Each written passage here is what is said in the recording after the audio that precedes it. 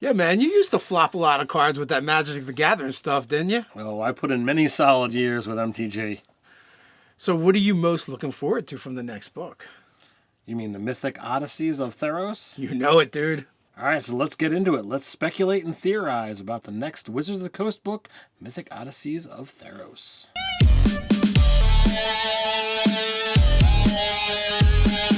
Welcome to Nerdarchy. For nerds, by nerds, I'm Nerdarchy Steve, and as usual, I'm hanging out with this nerd. Nerdarchy Ted. Keep that D&D content flowing in your YouTube feed by tapping that subscribe button. And if you don't want those videos to get lost in your graveyard, you might want to click that notification bell. So we're going to speculate a little bit and talk about the new D&D book coming out, which is another crossover for Magic the Gathering. You're going to be able to pick that up at a couple different places. Two of those places we'd like to mention is Amazon. There will be a link in the description, or you can go grab it on D&D Beyond and have it digitally. It's only fair that we mention that D&D Beyond is a sponsor for this video.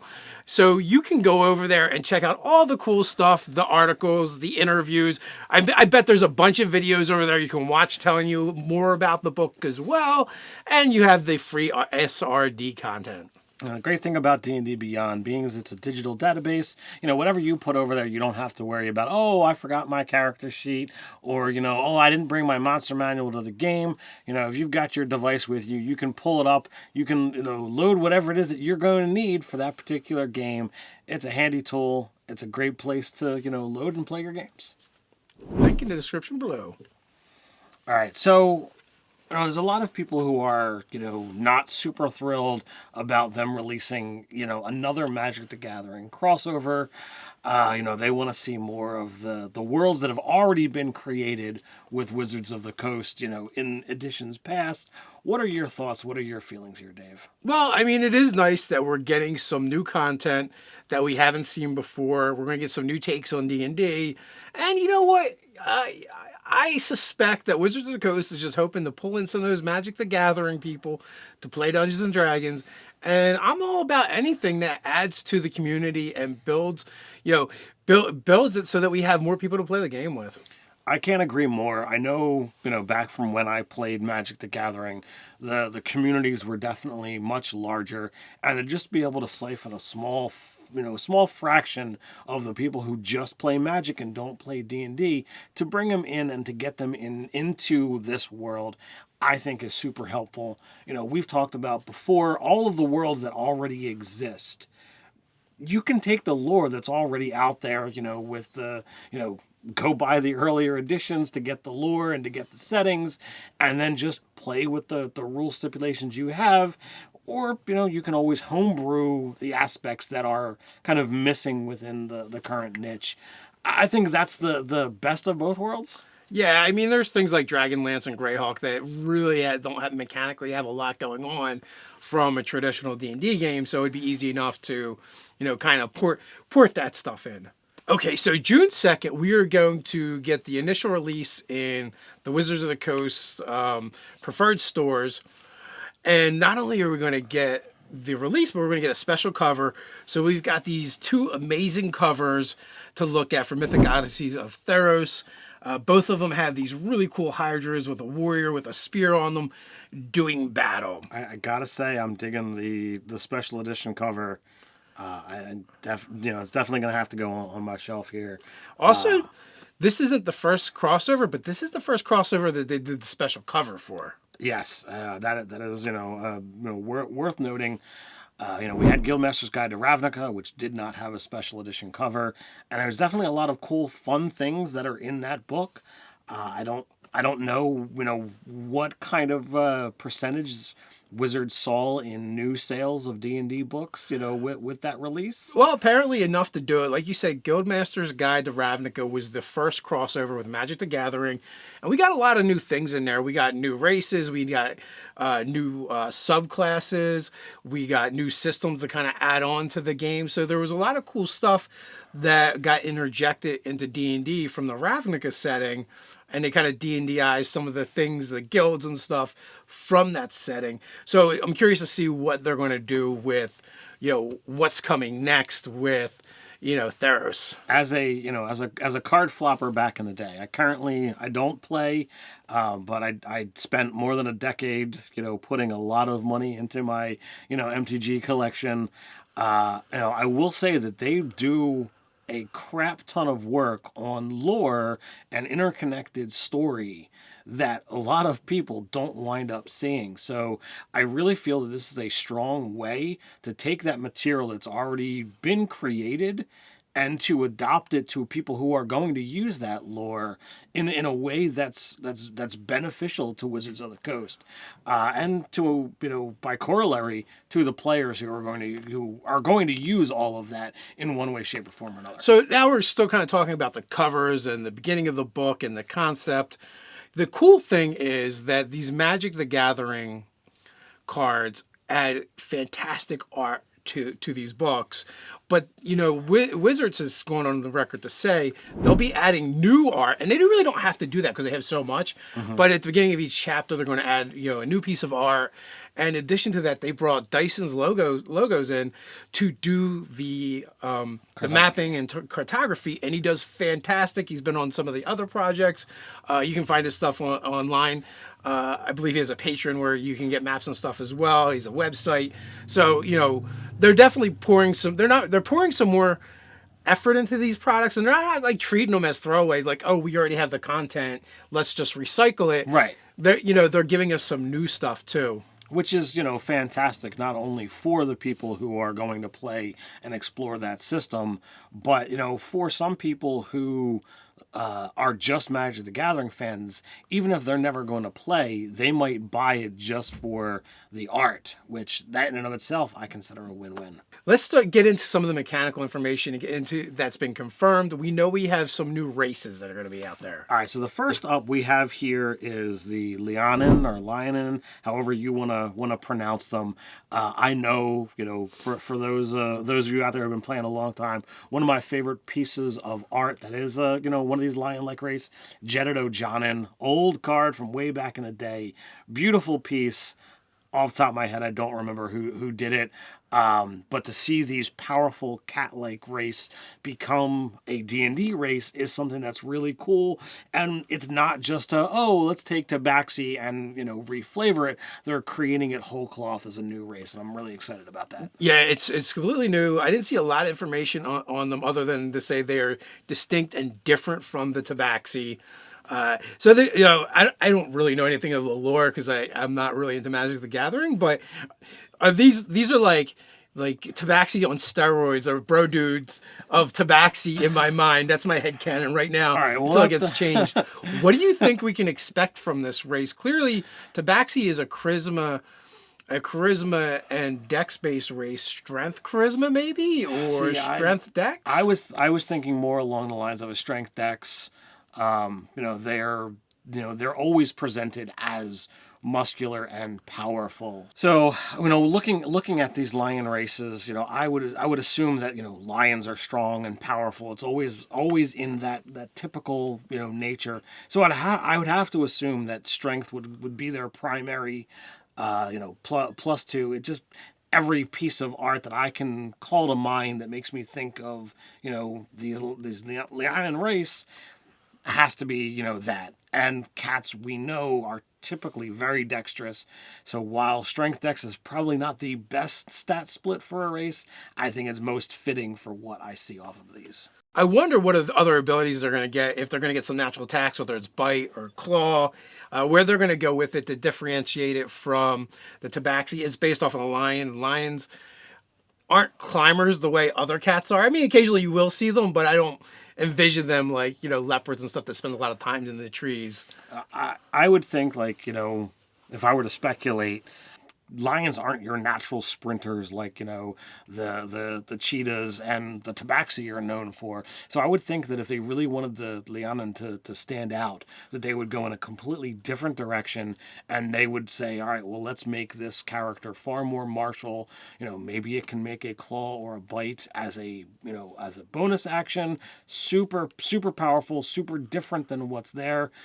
Might be too powerful to have a natural attack be a bonus action. but I would definitely think a bite attack would be far more apropos for this character. Maybe it could naturally have athletics as opposed to the perception that the Tabac Sea typically have. So there's definitely directions that you can go with it. Well, we'll have to wait and see. I don't know the lore to draw any speculations from there. But next up, we have the Satyr. And on the Satyr, they actually gave us a bunch of information. We know they're going to be a Dex Charisma base. They have a headbutt attack. They're fast. They're fey. They resist magic. And they have musical instrument proficiency and persuasion. So we kind of have like the layout of what we're going to expect with that Satyr. That all makes sense as far as what you would think. And I'm sure a lot of players are going to want to play Satyrs, especially Bard Satyrs is going to be super popular. Dex and Charisma, that is a very, very... it's a great stat split for a lot of different people, bards in particular, especially, regardless of what class you wind up going with. But if you go with, a College of Valor, you would be able to use a finesse weapon to be able to use that dexterity modifier, for your attacks. I think, it's based on what you're seeing there, it's solid build. I think it's going to be up there along with the lines of, the Yuntai Pureblood with, it's got spell resistance, that's really powerful. Well, we don't know for sure that it's going to have spell resistance, just the resistance to magic. We don't know, what form that's going to take. Like, it could be like, the elves where they have, the Fey ancestry and they have resistance to charm certain things. We really don't know yet. We will actually see. I guess it wouldn't be resistance to charm, but advantage against the saves. You know what I mean. But, so also I feel like, Warlock and Sorcerer are going to be some popular builds for the Satyr as well. Yeah, I mean, anytime you start, pushing in that direction, Charisma, makes a strong caster, and then you make a good, Swashbuckler rogue. Yeah, very much so. It's kind of an amusing concept to see satyrs with weapons, because they're not typically shown that way, but there's nothing to say that they couldn't. Snake attack with a headbutt. Okay, so also, we have to digress a little bit back to Ravnica, because we've been told that there's going to be centaurs in this book, there's going to be minotaurs in this book, and there is going to be merfolk in this book, which they're going to use the Triton stats that's in Volo's Guide to Monsters. So, we have these different creatures that are from other places, but if they're being mentioned, I suspect that we're going to see a reprint of their stats, because whenever it's appropriate, Wizards does seem to do that. So, I mean, yeah, that's definitely very, very thematic, very fitting. My only concern, Merfolk has been in Magic the Gathering for a long time. I was very much a theme deck kind of person, and back in the day when Merfolk were very, very prominent, I actually made a Merfolk deck. Lord of Atlantis was the key staple there, and it was one of those things that really annoyed my opponents when I was beating them to death with Merfolk. But fish fight for a D&D aspect, Merfolk don't have feet. That's why they are merfolk, not a Triton. So I wonder how they're going to approach that scenario of, well, are you able to play a merfolk, but you're limited to entirely 100% aquatic campaigns? So I'm curious to see what they do there. Or maybe they'll do the thing where their tails can turn into legs. We've seen that before. So who knows? That is always a possibility. All right, so we also know that it's confirmed that we're going to see some subclasses as well. We are going to get an Oath of Glory Paladin, which was formerly the Oath of Heroism in the UA. And I got to say, I'm really not happy about the name change, because, there's definite difference between the word hero and glory. I think hero is someone who is, kind of selfless and goes out and does things, whereas glory, could be perceived as, I'm doing this so that I'm put up on this pedestal. And I'm currently using those UA stats for my paladin that I'm playing. So I'm curious to see what the final version looks like. But I will absolutely be talking to my DM and be like, all right, I can go with whatever the final stats are, but you know what? I made an Oath of Heroism, not an Oath of Glory. Yeah, well, we will have to see what the final stats look, if it looks the same or not. But we know that's going to happen. Now we also know the Bard had a UA, the College of Eloquence. That seems like it's going to stay and be the same name. And we're gonna have to see what that looks like. You know, this is like this is an even more charming bard that for a character class that's already very charming. Yeah, that's pretty interesting. I have heard that we're going to see a reprint of the Forge domain, and that previously mentioned Paladin is also a level 1 cleric of the Forge. So it's hopefully there's not going to be any kind of twist there, and that it's just a solid reprint. I imagine it would be. Also, we're going to see the same thing for the Grave domain. So a bunch of stuff is kind of getting packed into this book. It is a little bit of a recycling for people that hate that, but as long as if you didn't get those other books, you're going to get the new access to new, and it just makes it easier if you're playing this particular setting to just only need this one book in your player's handbook in order to do it. Yeah, I would agree. I don't have a problem with, a handful of things being reprinted so that, okay, all right, well, I've already got this and I've already got that. Not really a big deal. If you tell me that, a third of the book is recycled, all right, well, then I might really have an issue. So another UA that recently came out was the Armour Artificer. And in this setting, my understanding is magic weapons, weapons of the gods, like those kind of things is a big deal. So it seemed to be all part of this setting. That seems like it would be a big deal and is going to be important. So we're thinking that UA may actually make its way into there. So that's a new Artificer subclass, the Armour, which would probably mean they'd have to reprint the character class Artificer. So that definitely calls into question. Magic the Gathering, artifacts are kind of, a big thing with the game. The way the magic and technology works throughout the editions of Magic the Gathering that I've seen, they definitely go hand in hand. Artificer definitively fits in an MTG world as much as it would fit into an Eberron world. I think that the Armorer was definitely a far newer UA, and Eberron didn't come out all that long ago, so I do think it might be premature to say that. So if I were to, be a gambling man, I would probably say we would not be seeing Artificer and the Armour in the book. So we got a yay and a nay. So we will see. The other one is Circle of the Stars, which is also really came out in the same exact UA. Now, Nerdarchy actually kind of broke the story on what the new book was going to be, and by 2-3 days we had put an article up and released what that we had figured it out, and we were able to find it on the publisher's site for the Wizards of the Coast books, and that was all Nerdator Doug, and wholly because of this particular UA and subclass Circle of the Stars for a Druid. It was one of those things like he heard the description of what one of the powers for Circle of Stars does, and he's like, oh my god, that is so evocative or invoking of the artwork that's in Theros Beyond Death, which is he plays Magic the Gathering online. He's like, that's gotta be it. So he went and he began searching. He found the information. He wrote the post for the website. It was pretty awesome. And then as he put it out there, other people began talking.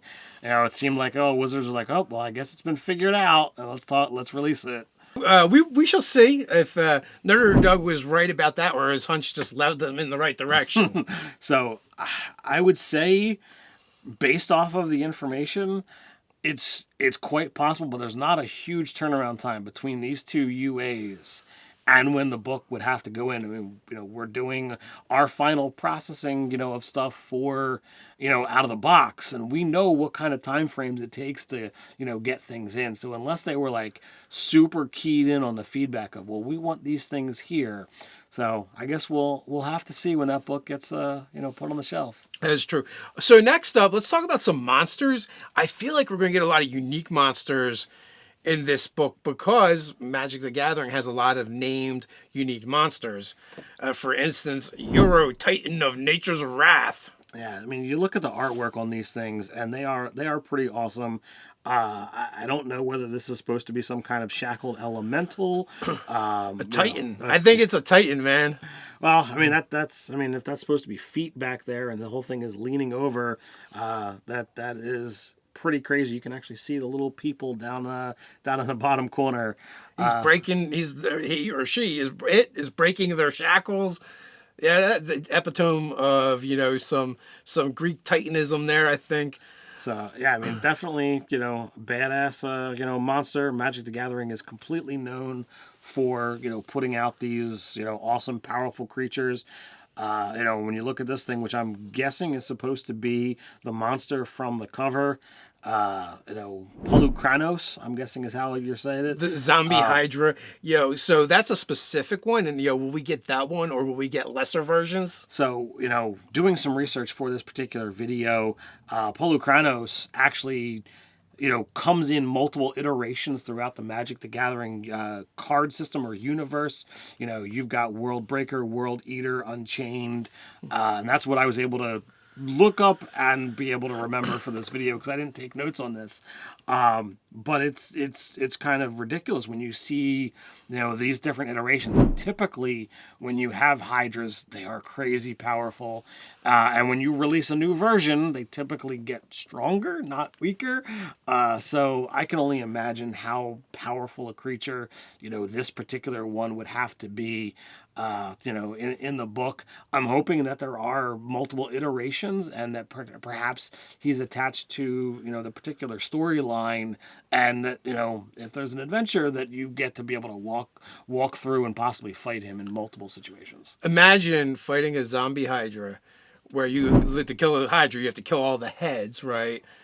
And each one of those heads has that undead resistance.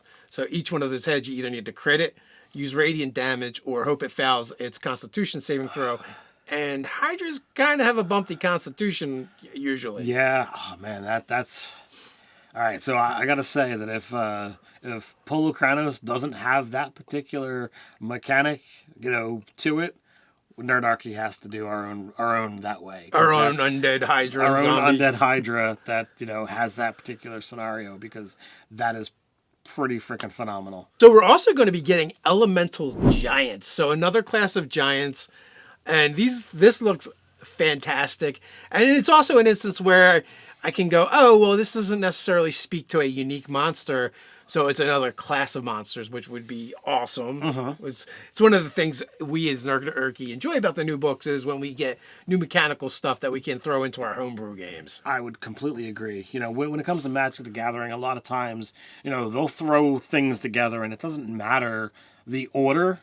Whereas for D&D, it absolutely does. When you say an elemental giant, and you say that in Magic the Gathering, it could very well be a giant that is imbued with elemental powers, or it could be an elemental that is just massive. When you use it with D&D, the former definitely is what you're talking about, because elemental becomes the descriptor and giant being your noun. When they're both nouns, Magic the Gathering is like, okay, we're going to stamp both things on there and we move on. But that brings us to the Tectonic Elemental, which looks like being the new type of elemental. And it looks very different than our elemental giants. And because this thing basically looks like a magma elemental, and it looks brutal. I feel that elementals are one of the things that the current iteration of the game is lacking in elemental options. You basically you have your mephits, your regular elementals, and then a couple specific things that have kind of appeared in a smattering of books. I really feel that there definitely needs to be, like there used to be, your lessers and your greaters and your lords and your other things, and getting access to some of these against I guess cross-plane elementals would be far more fun and definitely a much needed thing. Moving away from monsters, we have Gifts of the Gods. Okay, so the Gifts of the Gods is going to be like a new system where Ravnica really delved into the guilds and organizations. This is something separate. This is like the gods have a greater influence in the world, and they imbue you with certain things. Like you might get visions, and I feel like it's going to be a lot of stuff where it's more role play than mechanical as far as the benefits you're going to receive. I mean, when we look at the artwork, you can see these gods definitely standing out. Artwork is fantastic. The imagery definitely is like, oh, well, this is unique and different from the things that we've seen previously. So 5e in itself is built in a very blocky system where it would be really easy to insert blocks of mechanics or even take them out if you wanted to. So the thing that I'm really curious to see is how they go about it for this particular product. If it's going to add new mechanical things where if you're using this into a campaign like you're homebrewing or something, you're going to want everything to match up, because if some of your characters are getting the gifts of the gods and some aren't, they're probably going to stand out a little bit. So I'm curious to see, what this ends up being, whether you're going to get skills, maybe ability adjustments, mechanical powers, or if it's just going to be more like the background features. It's all, only time will tell as to what it's going to be. I'm intrigued, as I tend to play characters who, tend to be more pious to begin with. So having the scenario where you're going to reward players for having faith or belief in a world where the gods are very present, yeah, I think that makes a lot of sense. Now, finally, let's talk about magic items a little bit, because they talk about the weapons of the gods and that you could even be using the weapons of the gods. You could be given these. Now, are they just like magic items? Could it be a part of that gifts of the gods? Magic the Gathering is chock full of magic items and artifacts.